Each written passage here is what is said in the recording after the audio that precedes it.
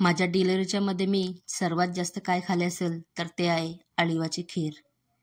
ही अळीवाची खीर बाळंती बाईसाठी एकदम पौष्टिक अशी ही खीर आहे।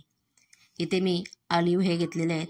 अळीव 2 चम्मच मी पाण्यामध्ये भिजत घातलेले आहेत आणि स्वच्छ धुवून ते एका दुसऱ्या पाण्यामध्ये भिजत घातलेले आहेत। एका कढईमध्ये 1 चम्मच तूप घेतलेले आहे। या तुपामध्ये ड्रायफ्रूट घातलेले आहेत। ड्रायफ्रूटमध्ये मी काजू आणि बदाम घेतलेले आहेत। त्याच्यानंतर याच्यामध्ये आपण घेतलेले आहेत भिजवलेले हलीम।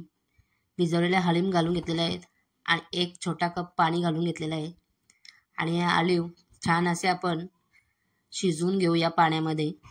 त्याच्यानंतर याच्यामध्ये आपण साखर घालून घेऊ। साखरेच्या ऐवजी तुम्ही गूळ सुद्धा घालू शकता। मी इथे साखर वापरलेली आहे। ही खीर बनवताना थोडी गोड बनवायची। हे अळीव थोडे कडू असतात, त्याच्यामुळे गूळ किंवा साखरेचा वापर थोडा जास्त करायचा।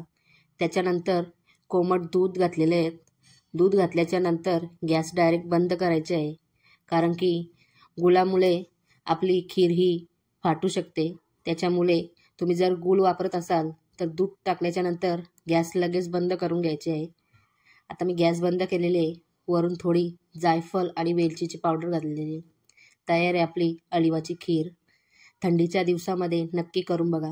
रेसिपी आवडली तर नक्की व्हिडिओ सेव्ह करून ठेवा आणि आपल्या चॅनलला सबस्क्राईब आणि फॉलो करायला विसरू नका।